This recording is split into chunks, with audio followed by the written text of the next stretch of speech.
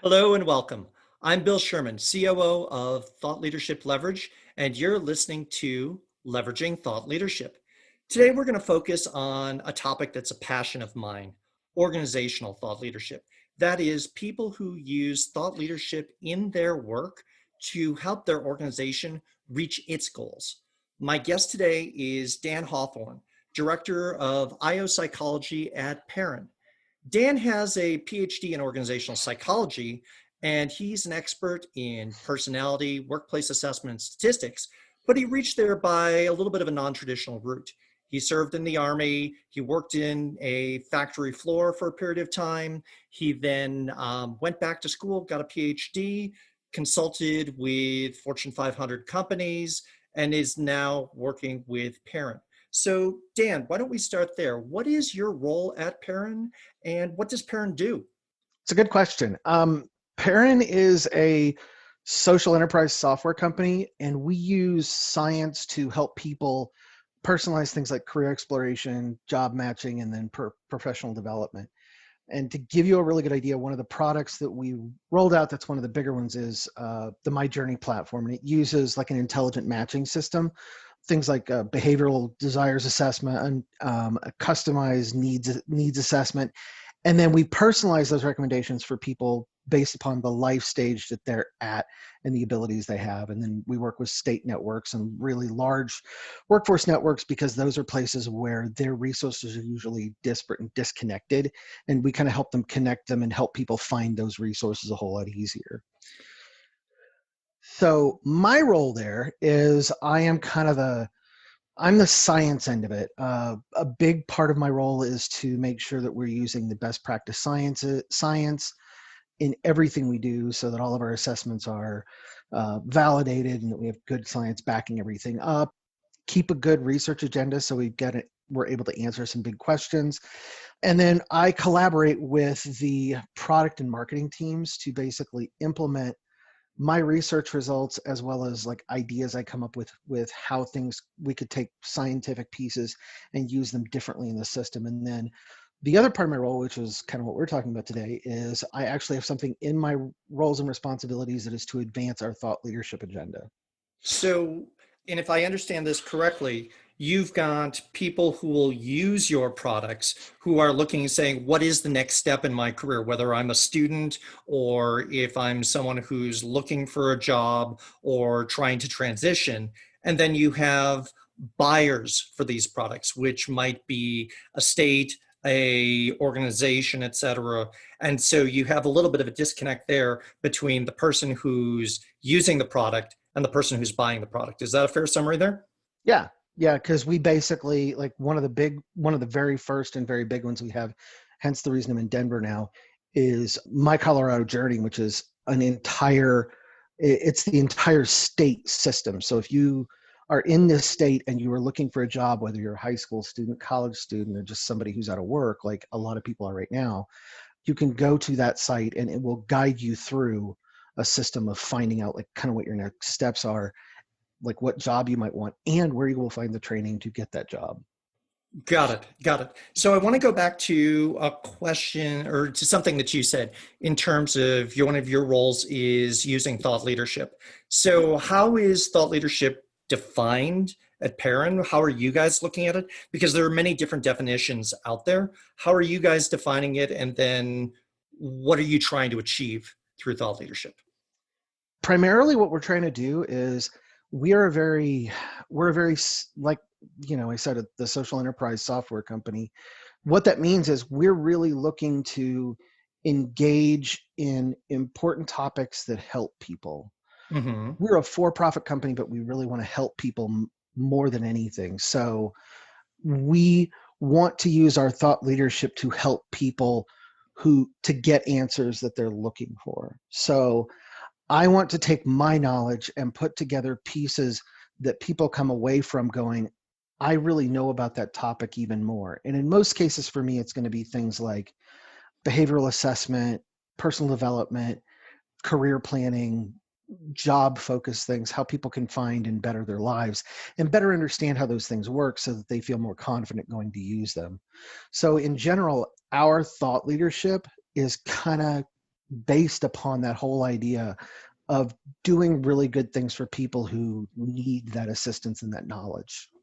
So, is your audience for the thought leadership the people who would take the assessment or the folks who would be deploying it and implementing it?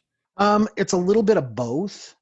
A lot of what I do is give explanations around how people can use that as an end user, as well as how people can deploy those things. And the other people who work alongside with me who are doing the same kind of blogs are doing a lot of the same kind of thing and trying to create pieces that will explain how a person's behaviors translate into actions and what they do throughout their day and as a part of their career.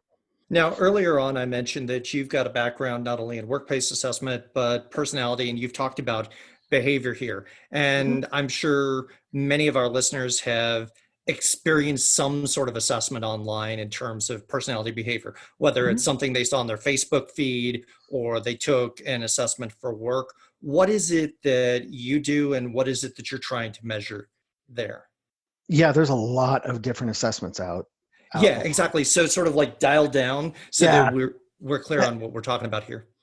So basically, I've done work in on the personality side of things, and this is more behavioral assessment. So basically, on the personality side of things, you have a set of traits that are very immutable.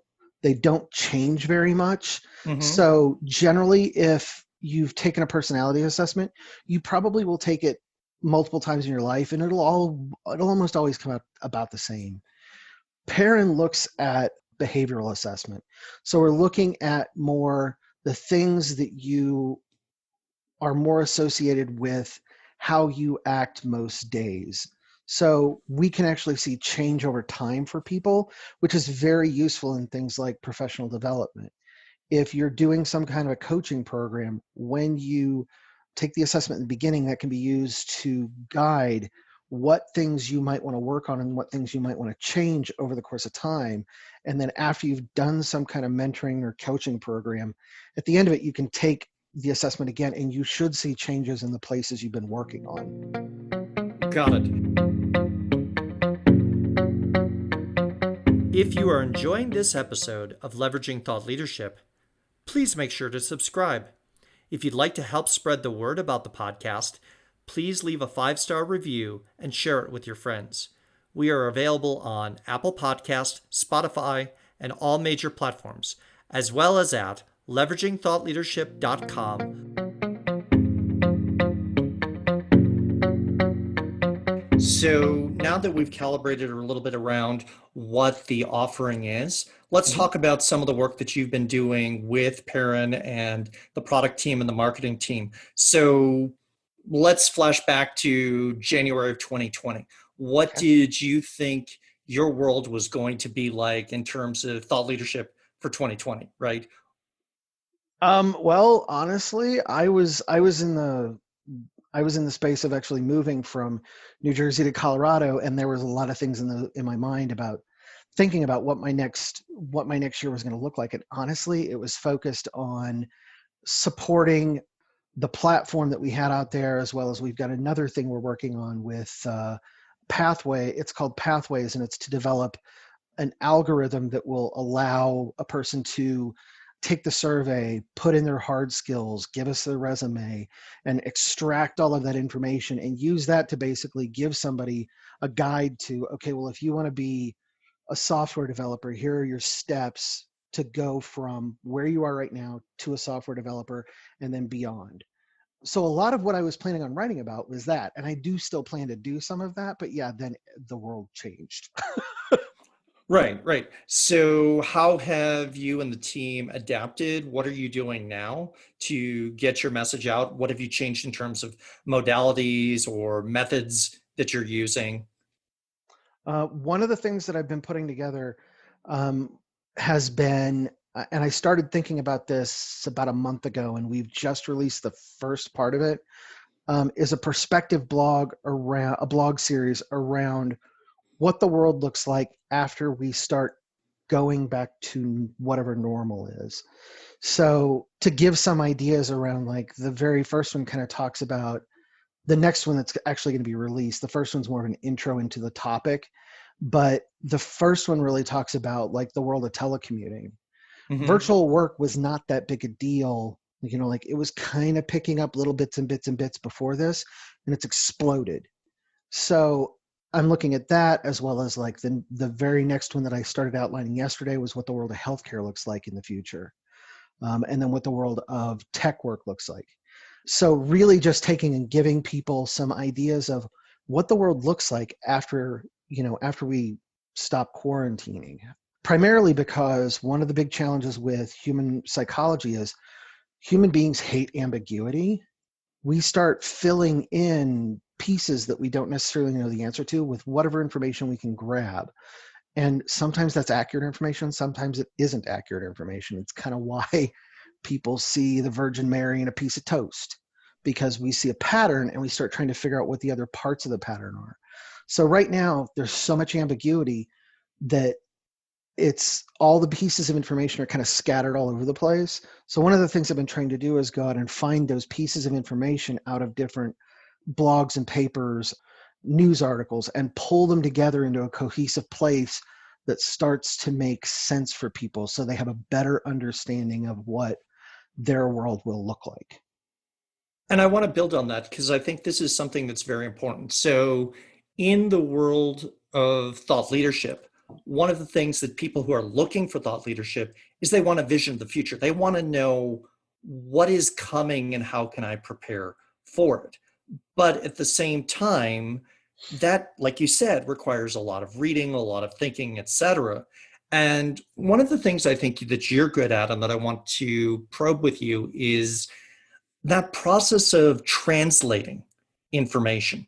You've got a deep background in academic research and statistics and journal articles that are possibly only barely written in English, right? They're more statistical formulas than they Yeah. are, sentences, right? You need So more understanding of Greek than English. yeah, exactly. Exactly. So if you're thinking of someone who's in the workplace, someone who's in your target audience, right? How do you go about curating the information that's out there that's valuable knowledge and translating it and making it a way that's digestible for them?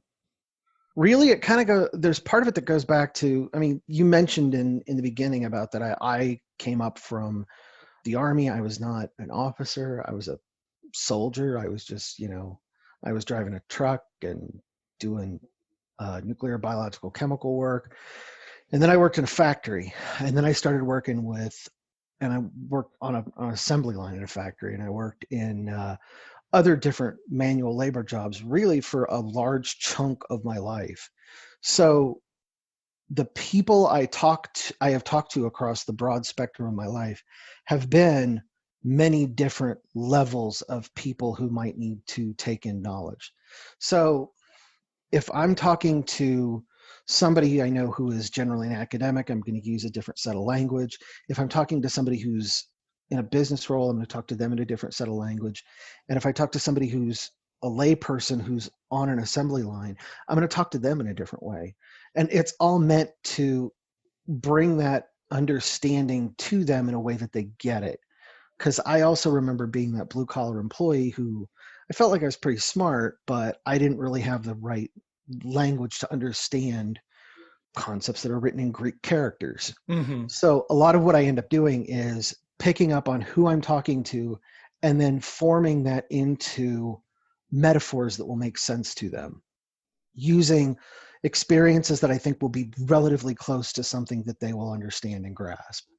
So really it's a matter of I have to know who my audience is and then speak to them in a language that is most comfortable to them. So really I feel like a lot of the times in my thought leadership, I work as a way to synthesize information from different areas to another place to make it more understandable for somebody to grasp.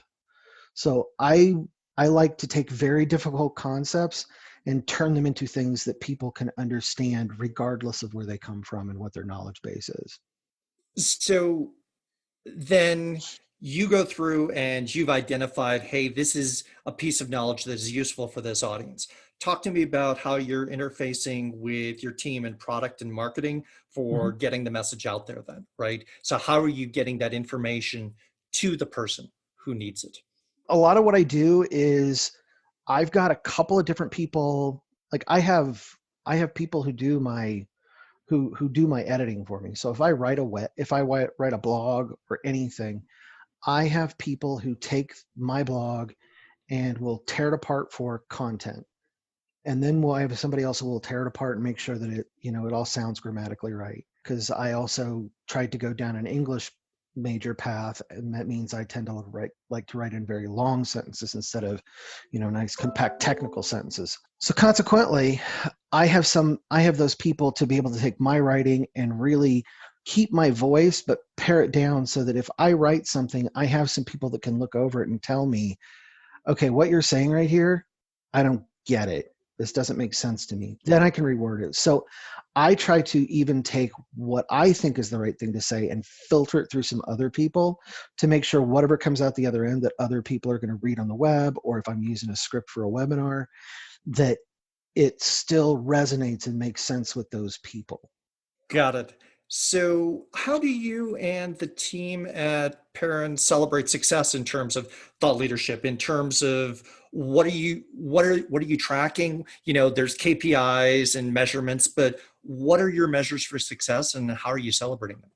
I know that we're looking at North Star metrics to follow kind of the data, the crunchy data side of it, and most of that is on the marketing side, so they tend to look at that. But I think one of the things I would love to talk about, just because it's very different from most companies, we have a really interesting set of values. The very last one is called Bird Dog Joy. That is one of So, our explain values. explain that a little bit for me, Dan. I had to learn this one too when I first got here, and I'm still like trying to grasp it.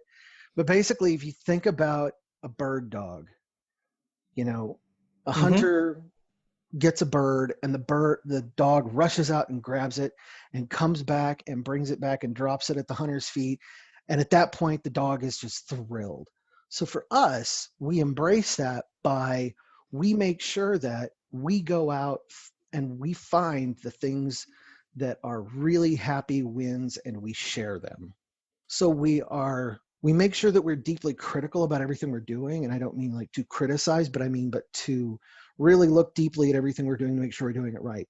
But when we have successes and wins, we share them with one another widely.